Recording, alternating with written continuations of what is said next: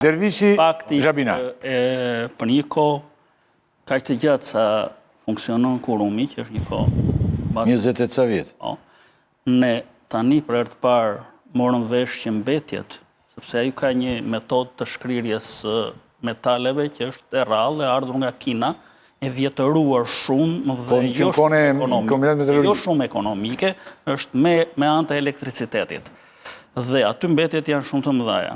Pra, që të delë në vitin 2024, që këto u largoha në këtë formë, do të tregon me një fjalë që ty s'ka funksionuar shteti në mënyrë permanente për 20 e ca vjetë, plus faktit që porti i Durrësit në Shqipëri, në dijenin time, që nga kohë e Fatos Nanos, ka qenë i kontrolluar nga grupet më të fuqishme të krimit organizuar në Shqipëri, përveç në momentet kur një grup ja linte vendin grupit tjetër që në atë ndërkohë fuqizohej shteti dhe bënte në një operacion, si që ishte në rast para 4 vjetësh. Si që koha ndrimit pushteteve, i sot ka të reja të... Tani, nga kjo dosi që unë lexova... Në Grekët mbetej 5 ditë pa pushtet, pastaj...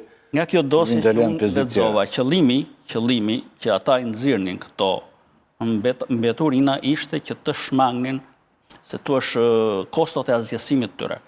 Kostot e azgjesimit tyre, nëse do të bënte kurumi, do t'i ndrynin shumë të fitimi. Atëhere, çfarë bëhet? Të zgjidhet me anë të mafjes së mbetjeve, ta quajmë kështu, siç e ka dhe Europa dhe gjithë bota. Dhe mafja e mbetjeve funksionon pak a shumë me të njëjtën skem. Nga ajo çfarë vura re unë nga dosja, filloi me falsifikime, që ishin 2 llojesh. Falsifikimi i parë ishte sasia që dilte nga kurumi. Pra kurumi deklaronte 1000 ton në vit, ndërkohë që ishin 8 apo 10.000 ton në vit. Ky është falsifikimi i parë.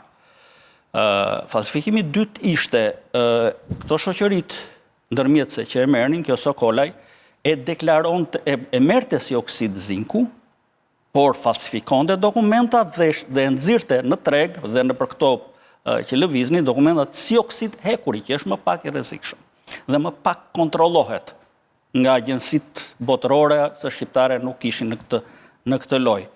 Tjetër, është bërë nga këto, prokuria ka bërë disa akte ekspertimi dhe një akt ekspertimi ka rezultuar që aty ka edhe përmbajtje radioaktive, që janë shumë të rrezikshme për shëndetin njeriut, sigurisht edhe për mjedisin.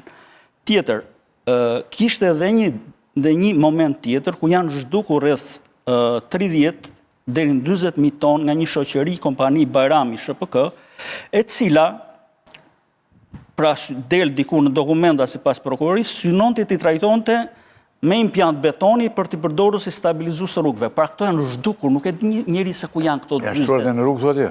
Mund t'janë shtuar dhe në rrugë dhe ajo që avullon e marrim gjatë gjithë kohës.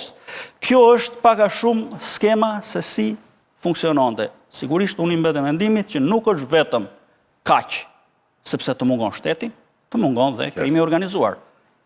Pak ta 2 nuk bëhet. Detimi është deri këtu thuaj dhe pak ta 2 nuk bëhet. Këta nuk janë në akuzë. Dhe sidomos shteti janë, domethënë, autoritetet të fare poshtë, peshqit që jemi mësuar ta themi që s'ekzistojnë të vegjël. Këtu nuk kemi nivel politik, betimi i prokurisë së Durrësit deri tani është në nivele shumë të ulta të atyre institucioneve që kanë pasur kompetencë për të shmangur këtë trafikim. Ajo që do të veçoja unë nga vendimi i gjykatës zoti Rakipi është në fakt një dëshmi e një punojësi të kompanisë Kurum, i cili thot që në 4 ose 5 vitet e fundit, Kurumi ka prodhuar rreth 30 deri në 40.000 ton mbetje të rrezikshme. Dhe ne këtu po flasim vetëm për rreth 2.800 ton. Tani, pyetja më që duhet bëhet në këtë moment është që ku kanë shkuar gjithë këto mbetje. Kanë mbetur në Shqipëri, janë depozituar në Shqipëri në mënyra të ndryshme, apo është ndjekur e njëjta rrugë dhe janë të trafikuara jashtë vendit. Mund të saktësoj, 2.800 janë vetëm 7% e këtyre. E kësaj sasie. Dhe këtu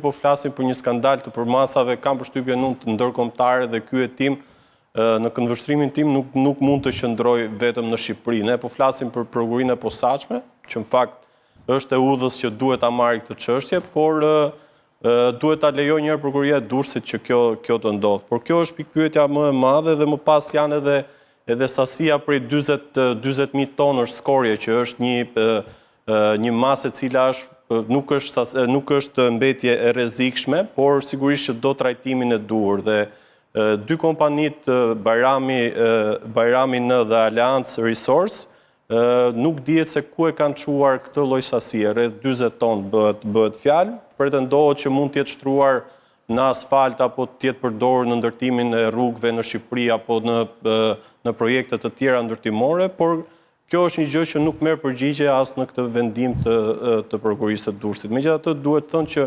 prokuroria e Durrësit me kaq sa ka bërë dhe me atë presion që ka patur gjatë kësaj periudhe, ka bërë një punë të mirë. Tani do të ndiqet e njëjta skemë si në rastin e Bankers Petroleum, që prokuroria e Fierit filloi fillimisht hetimin dhe më pas në një moment të caktuar hoqi dorë për shkak se aty dolën zyrtar të lartë dhe e dërgoi çështjen drejt SPAK. Kjo mbetet për të parë nëse prokurorisë të Durrësit do t'i dalin zyrtar të lartë, por që të përjashtosh ministrit, të paktën ministrinë e mjedisit. Ose të strukturuar kriminale, sepse njëra nga dy shkaqet mund të shërbej për ta sjellë në SPAK. Por gjithsesi me Gjevi. Jo, dhe një fjali duhet ta themi këtë që me gjithë presionin që pati, ky hap nuk është hap jo pozitiv. Pra është një përpjekje e mirë. Por që të përjashtosh ministrinë e mjedisit nga përgjegjësia apo them penale në këtë rast, nuk di se si mund ketë ndodhur dhe t'ja veshësh vetëm agjencisë së mbrojtjes së mjedisit. Për shembull, është një nga ish zyrtarët e Agjencisë Kombëtare të Mjedisit, i cili më thotë që Agjencia Kombëtare e Mjedisit ka një drejtori që duhet të mbajë sakt të gjitha mbetjet që gjenerohen nga veprimtari ekonomike të tilla. Dhe kjo drejtori nuk ka bërë asgjë jo vetëm për këtë shoqëri, pra shoqërinë Kurum, por edhe shoqëri të tjera që funksionojnë dhe operojnë në vendin tonë në këto industri të rënda. Pra imagjinoni në çfarë gjendje kemi qenë edhe me sa duket vijojmë të jemi. Ndërkohë që këtu kemi dhe një problem tjetër. Pse u zvarrit ky hetimi? Për shkak se nuk kishim një laborator për të kryer analizat e mbetjeve. Pra asnjë institucion shtetëror nuk kishte interes për ta bërë. Patjetër, pra, se ne kemi diskutuar, por asnjë institucion shqiptar pra nuk kemi ti ke këtë industri. Pse nuk e ke laborator? Se nuk e ke laborator, atëherë si ke kontrolluar 20 vjet? Shumë e drejtë. Sepse kjo është çështja, pra ti. Kur më shkruaj në Ferdinand që i thuaj Ferdinandit, thotë një që ndjek gjithmonë emisionin që Nano është e Bankersi, jo tek kjo pjesë e Kurumit. Se pastaj kalon Gregori Skënderbeut. Fola për portin e Durrësit, nuk fola as për Kurumin, as për Bankersin. Më thënë është, e kishte përgjithsisht fillon nga kjo periudhë, porti Durrësit devijon të jetë në këtë gjendje, Ferdinandi dhe jo, i nderuar, jo për specifikisht për Kurumin. Sepse Nano dim që vjen Bankersin.